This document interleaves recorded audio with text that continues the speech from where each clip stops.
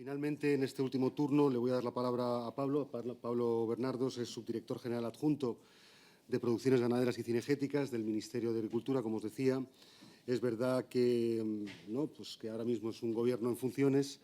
También es verdad que no por ello deja de tener sus atribuciones, digamos, y seguramente pues, hayan venido elaborando un trabajo preparatorio, ¿no?, de cara a la presidencia que nos resulte a todos muy interesante. Sin más, Pablo, el cetro de poder, ahí lo tienes y cuando quieras. Bueno, pues muchas gracias y muchísimas gracias por invitarme a esta cámara tan selecta y, bueno, tener oportunidad de transmitir pues, la visión del Ministerio de Agricultura. Como ha precisado, pues yo efectivamente no soy un miembro del Gobierno, no sé si me lo habíais notado ya. Soy un gris funcionario que trabaja en temas relacionados con bienestar animal y con producción animal. Como tal, os puedo dar una visión general de, primero, en qué punto está la propuesta y qué expectativas tenemos de cara a la presidencia española, y luego, pues, llamar la atención sobre los aspectos quizá más sensibles de la propuesta, los que esperamos que vayan a mover el debate en los próximos meses a partir de la presidencia española o a partir de que se presenten las iniciativas. Por eso he estructurado mi presentación en 3 bloques. Quiero hablaros del bienestar animal, pero dentro de lo que consideramos el modelo agroalimentario europeo, es decir, todos los requisitos que afectan a la ganadería dentro del territorio donde estamos. Cómo la iniciativa en DHK se incluye también dentro del contexto del Green Deal y gestionan pues, esta nueva iniciativa para modificar toda la normativa de bienestar animal. Y ya digo, luego hablaré pues, de esos elementos que posiblemente vayan a centrar el debate en los próximos meses. Empezando por el bienestar animal. El bienestar animal, en general, es un interés social creciente. La sociedad no deja de aumentar el interés que tiene por cómo son tratados los animales, los que están cerca y los que consume de alguna manera dentro de su economía. Eso genera no diría que una confrontación, pero sí un intercambio con los sectores agrarios que requieren incorporar este interés junto al resto de intereses que además tiene la sociedad. La necesidad de tener alimentos sanos, la necesidad de tener alimentos seguros y la necesidad de que los alimentos estén a buen precio. Eso nos obliga a ser equilibrados, a ser proporcionados en todas las políticas que se aplican a la producción animal. Desde ese punto de vista, pues es importante entender que siempre tenemos que buscar un equilibrio entre esas demandas de los consumidores y la capacidad que tienen los productores de responder a esas demandas de los productores en un contexto económico. Porque, y yo voy a hablar mucho de economía, la ganadería es un sector económico y como tal solo tiene razón de ser si salen las cuentas. ¿Cómo se reparte esos papeles entre el productor y el consumidor? Pues bueno, tenemos unos requisitos básicos que se establecen mediante normativa europea, que rige las condiciones de producción en granjas, las condiciones de transporte animal y las condiciones de sacrificio de los animales. Además de esto, hay unas condiciones diferenciales que afectan fundamentalmente al etiquetado y que buscan generar un valor añadido, se ha citado antes, relacionado con ese bienestar de los animales. Aquí tenemos muchos etiquetados de índole privada, porque todavía no se ha hecho un etiquetado europeo, y de alguna manera, pues de línea roja para abajo lo asumen fundamentalmente los productores y de línea roja para arriba ese coste lo asumen los consumidores. Por eso es importante, ya digo, alcanzar ese equilibrio entre lo que pueden dar unos y lo que pueden tener otros, porque todo eso va a estar recogido en las políticas, como iremos viendo. ¿Qué factores mueven el bienestar animal? Como hemos dicho, el bienestar animal es un factor de interés creciente. Como tal, se va moviendo y se va moviendo pues, por aspectos económicos, por supuesto, pero también por el incremento del conocimiento científico y también por las demandas de la sociedad. Es decir, todos estos factores funcionan como un engranaje que hacen avanzar al bienestar animal.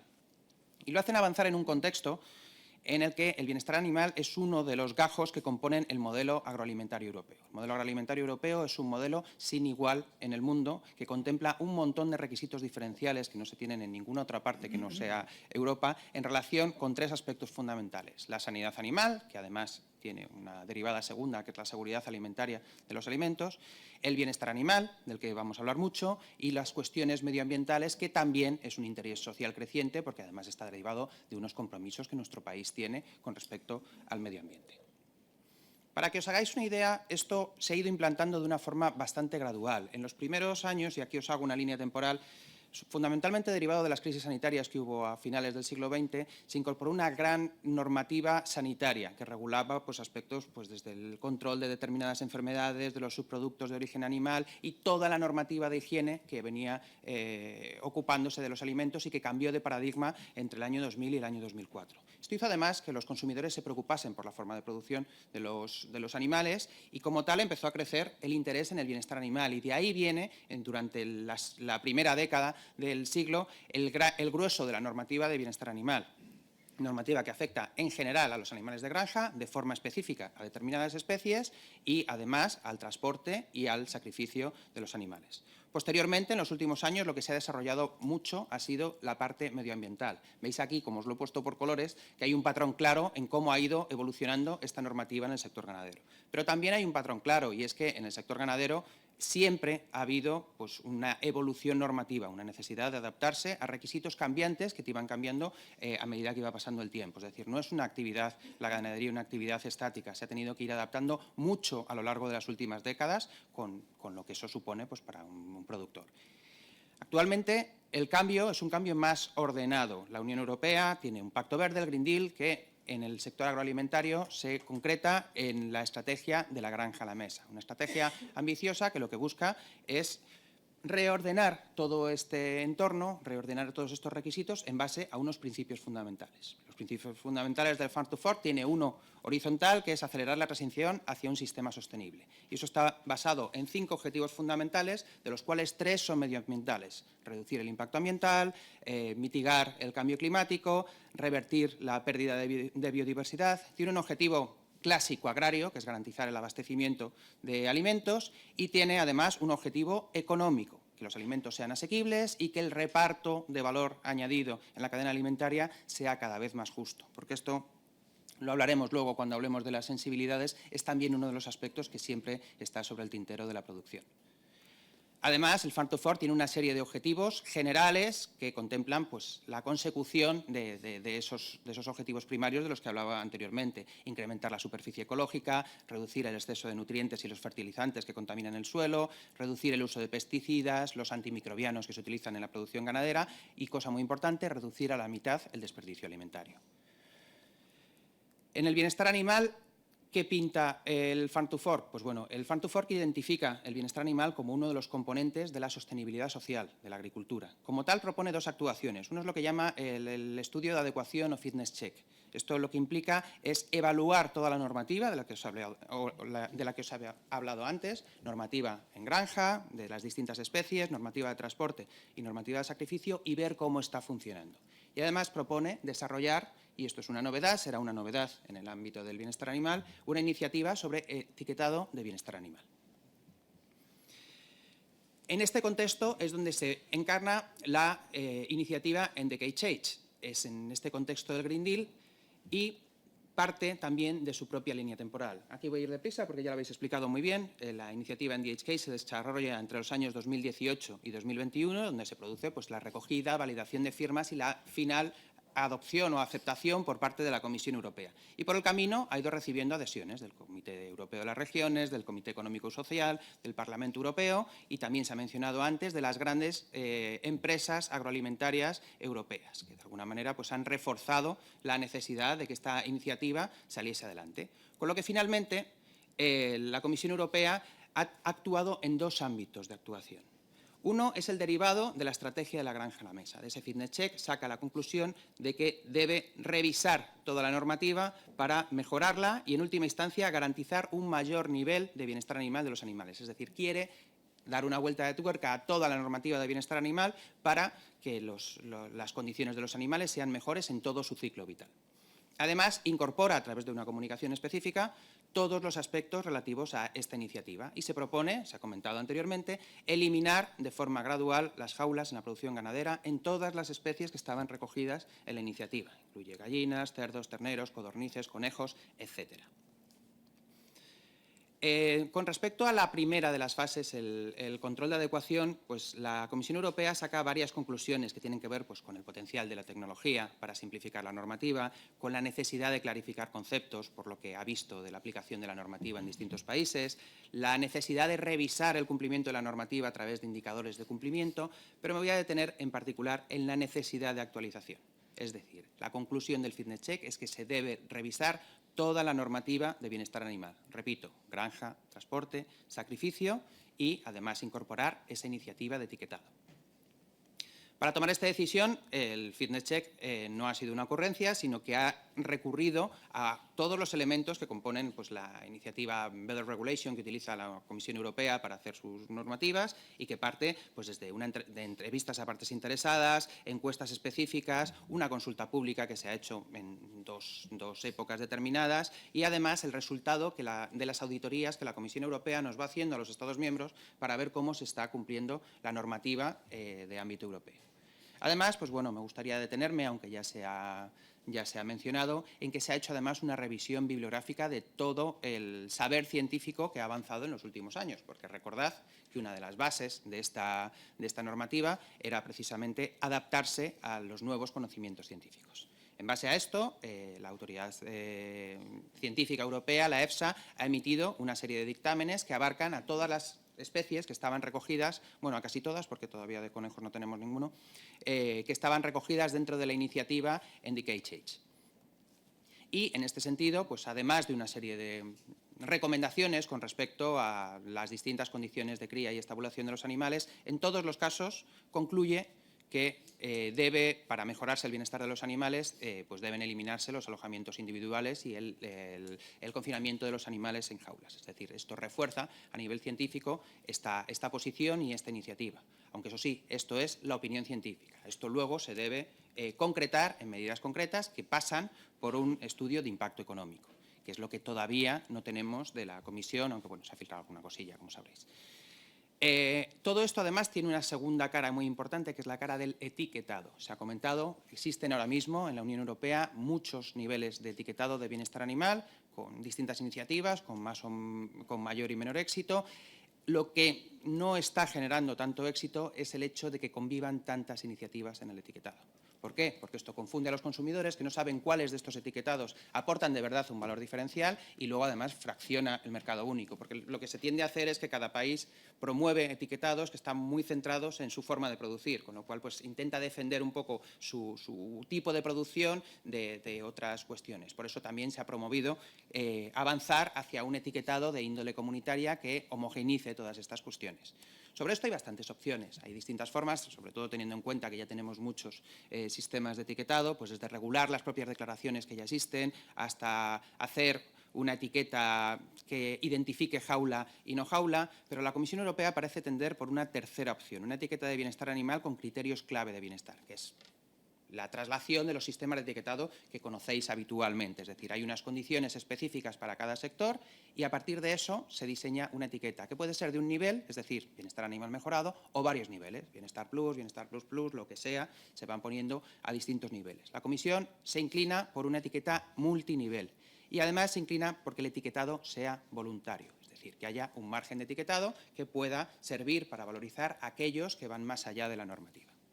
En definitiva, ¿qué nos deja esto? Pues nos deja un régimen de producción de la siguiente manera. Tendremos una línea de base que consideremos una línea de base actualizada y que corresponde a los estándares de bienestar animal que salgan de las nuevas propuestas reglamentarias. Es decir, todos los productos europeos, por el hecho de ser europeos y cumplir esta normativa europea, deberán cumplir estos criterios de la línea de base. Sobre estos criterios empezamos a tirar niveles, nivel positivo, nivel 2 veces positivo, 3 veces, los que sean. Y a partir de aquí construimos un sistema multinivel de etiquetado, que sería voluntario para los operadores. Nos queda un espacio a cubrir, y es ¿qué hacemos con esos productos que no cumplen los estándares europeos? Fundamentalmente los productos importados. Aquí la Comisión plantea dos posibilidades. Una es dar unas condiciones especiales de comercialización, es decir, etiquetarlas de forma diferente, o dos, darles unas condiciones diferentes de acceso, es decir, limitar de alguna manera la entrada de productos que no cumplan los requisitos europeos.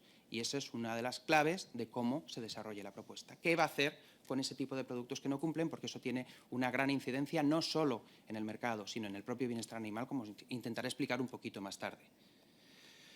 Así las cosas, estamos ahora mismo, después de un recorrido que lleva 3 años y los que le quedan, en este punto. Ya tenemos las opiniones de la EFSA y estamos pendientes de las conclusiones de la evaluación de impacto. La evaluación de impacto es lo que nos va a decir cuáles de las conclusiones de la EFSA pueden implementarse siendo económicamente sostenibles, es decir, garantizando que además pues son sistemas viables y son sistemas que lo pueden implementar. Y aquí no hablamos solo de jaulas, ya digo que estamos hablando de todas las etapas de la producción y de todas las etapas del transporte, sacrificio y demás.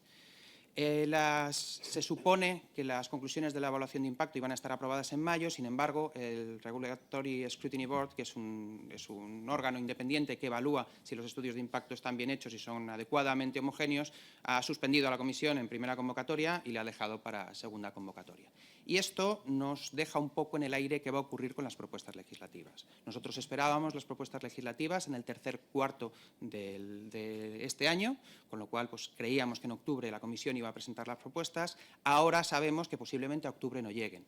Entonces, pues en función de cuándo se presenten las propuestas, el trabajo de la presidencia española será mayor o menor, porque si las presentan en noviembre o en diciembre nos quedamos sin espacio para negociar. Estamos hablando de 4 reglamentos muy potentes, y lo más normal es que te dé tiempo en un mes prácticamente a presentarlos. Tened en cuenta que además en el año 2024 el Parlamento se disuelve, hay nuevas elecciones, va a haber una nueva comisión, es decir, esperamos que va a haber un pequeño parón en ese expediente y veremos a ver pues, en presidencia española qué posibilidades tenemos pues, de hablar de estas cuestiones, siempre desde el punto de vista de que la presidencia tiene que intentar ser neutral en todos estos aspectos. Es decir, nosotros el primer trabajo que vamos a hacer, y posiblemente no nos dé tiempo a más, sea pulsar la opinión de los Estados miembros y empezar a analizar dónde están las principales diferencias. Lo cual nos hace ir a la tercera parte de mi presentación. ¿Cuáles son los aspectos más sensibles de la propuesta? Os hablaba antes de que el bienestar animal es un mecanismo en movimiento que mueve diferentes ruedas y que además mueve la producción de animales en granjas en base a sus reglas. Y las reglas de la ganadería son las reglas del mercado. Está compuesto por productores, está compuesto por consumidores y está compuesto por mercados exteriores, o la capacidad comercial que tienen esos productos. Veréis, y os voy a intentar explicar eslabón por eslabón, cuáles son las sensibilidades en uno y otro nivel, porque si no conseguimos un desarrollo equilibrado de estos 3 niveles, pues posiblemente se nos desequilibre todo el proceso y bueno, eso puede tener consecuencias pues inesperadas con respecto a la proporcionalidad de la propuesta, es decir, que la propuesta permita cumplir los objetivos con el menor daño posible. Si hablamos del sector productor, la principal sensibilidad, por supuesto, es el coste. Hablábamos del coste diferencial de producción. El coste diferencial de producción es importante, pero si la normativa se impone y se impone de una manera generalizada, al final serán las mismas normas para todos. Sin embargo, lo más importante al principio es el coste de inversión, que en el sector porcino se estima en función de cómo quede la propuesta, en torno a unos 6.000 millones de euros y en el caso de las gallinas de puesta en 2.500 millones de euros. Hay otros sectores, pero bueno, simplemente como ejemplo. Sí que deciros que este no es el único coste que debemos considerar en los próximos años. Como os he comentado, las iniciativas del Farm to Fork afectan a todas las facetas de la producción y como tal, no solo hay que quitar las jaulas, sino que además habrá que incorporar nuevos estándares de bienestar animal que irán dentro de estas propuestas. Hay una normativa con respecto a emisiones o al control de la deforestación importada en el ámbito medioambiental que también hay que incorporar y que también tiene su coste diferencial. Y a nivel sanitario, pues esa reducción del uso de antibióticos, el incremento de bioseguridad que va asociado a esa reducción del uso de antibióticos, la mejora de la sanidad, en pocas palabras, de la cabaña ganadera, pues también implica una serie de costes que hay que considerar. Y esto nos lleva a diferentes sensibilidades. Esta tabla la habéis visto.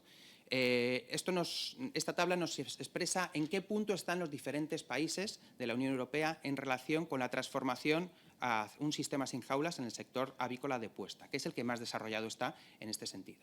Pues bueno, tened en cuenta que hasta ahora el sacar a los animales de las jaulas no era una política europea. Como tal, ha estado sujeto pues, a las variabilidades nacionales. Y entonces tenemos 7 países que tienen los deberes bastante hechos porque los han hecho ellos de forma particular. Y tenemos hasta 16 países que están en distintos grados de ejecución de la propuesta y que, como tal, pues tienen distintos grados de sensibilidad nacional hacia cómo se aplique esa propuesta. Los años que va a haber, las capacidades que tengan los sectores de aplicarse. Por último, tenemos otros 7 países que no han hecho prácticamente nada.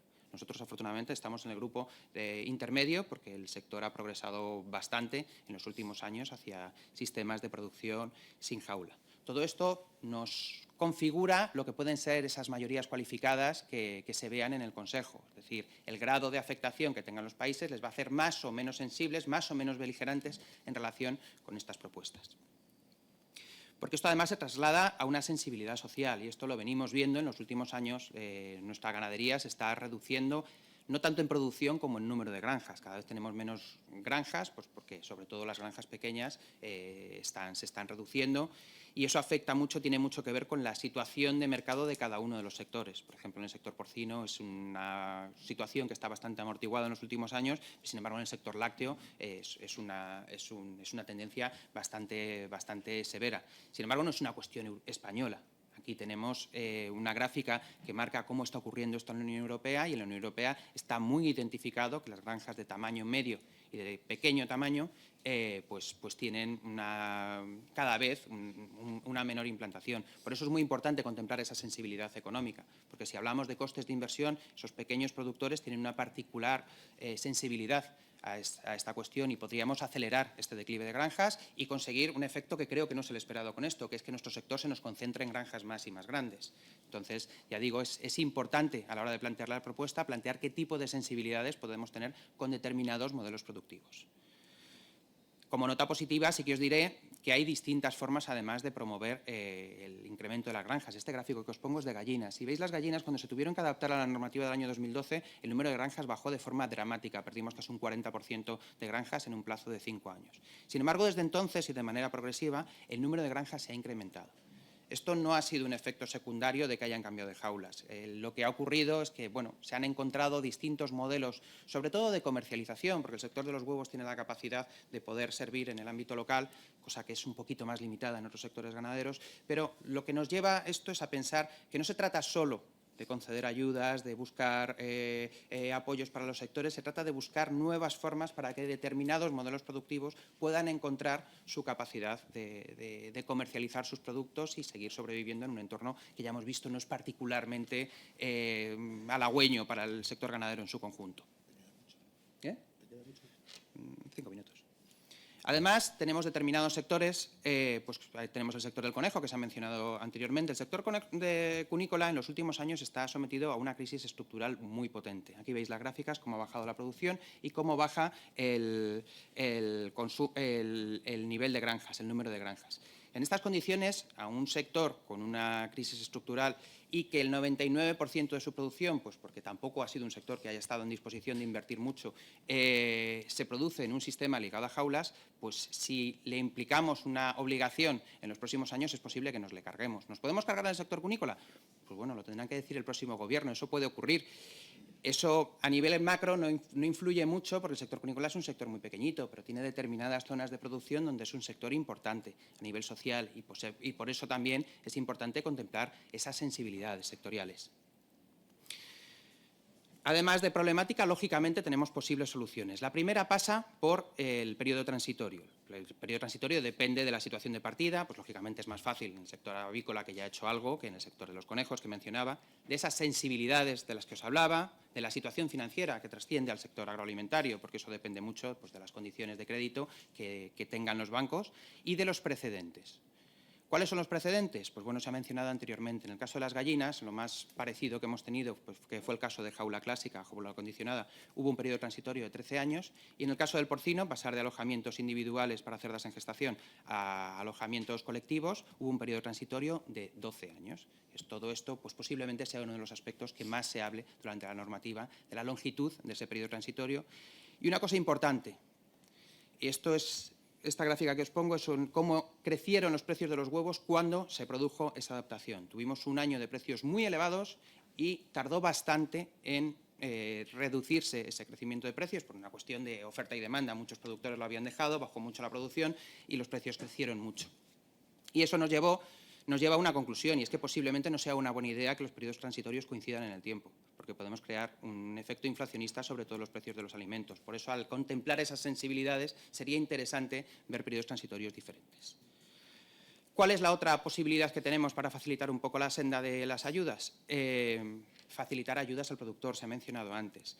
Aquí, cuando le preguntamos a la Comisión qué mecanismos tiene para pagar a los productores, hablan en general de la política agraria común. La política agraria común, hay que decir que a nivel financiero no ha crecido mucho, lleva 10 años prácticamente estancada en su presupuesto. De hecho, se ha reducido si la comparamos con la evolución de la economía, y que además los objetivos de la política agraria común son muy diversos. De hecho, la última reforma habla de 9 objetivos estratégicos y de un objetivo horizontal. El bienestar animal es un trocito de uno de ellos.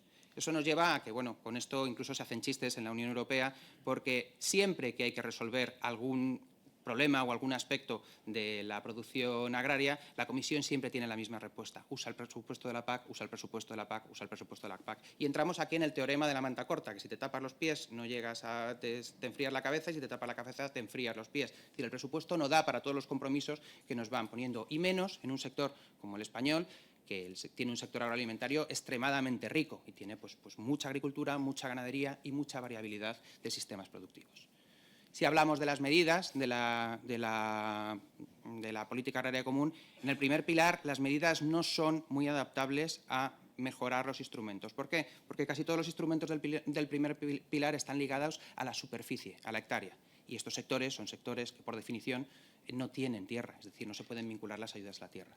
La única medida que tendríamos serían los ecoesquemas, que tiene 2 problemas de aplicación. El primero es financiero, porque hablamos de 1.000 millones al año, pero tiene mucha competencia. Bajo estas ayudas se paga el pastoreo extensivo, se pagan un montón de prácticas de agroecología, de agricultura de conservación, de prácticas beneficiosas para el medio ambiente, con los que tendríamos que competir. Y luego, además, esta herramienta sirve para pagar el lucro cesante. Como tal, no nos sirve para el principal coste, que es el coste de inversión, que es el que nos va a afectar. En el segundo pilar tenemos alguna mejor noticia, y es que el segundo pilar sí que tiene herramientas, tiene 3 concretamente, muy ligadas al pago de inversiones, adaptaciones normativas y a ir más allá de los requisitos obligatorios que marca la normativa europea. 2 problemas de aplicación. 1, se aplica de manera regional. Cada comunidad autónoma decide qué medidas aplica, con lo cual no se puede hacer una política nacional ligada a estas herramientas. Y el segundo, que el Estado miembro tiene que poner el 50% de los gastos, lo cual nos lleva a las alternativas que tenemos en la PAC.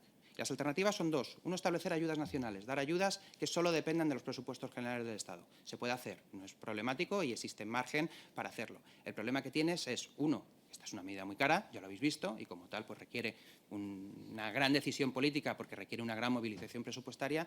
Y 2, si hacemos medidas nacionales en ayudas europeas, incidimos mucho en la desigualdad europea, de la que os he hablado antes cuando os hablaba de las sensibilidades sectoriales. Es decir, los países ricos pueden pagar más dinero para la transformación de los sectores que los países que no lo son tanto. Y eso es importante tenerlo en cuenta para valorar otras medidas. Yo creo que la gran medida para facilitar el incremento, la adaptación de los sectores a una producción sin jaula no se ha creado todavía, y debería ser una medida europea que financie de forma cohesionada, y a poder ser fuera del presupuesto de la PAC, porque siempre, si no, te va a obligar a sacar dinero de sitios donde a lo mejor lo necesitas, pues debería intentar facilitarse de esta manera.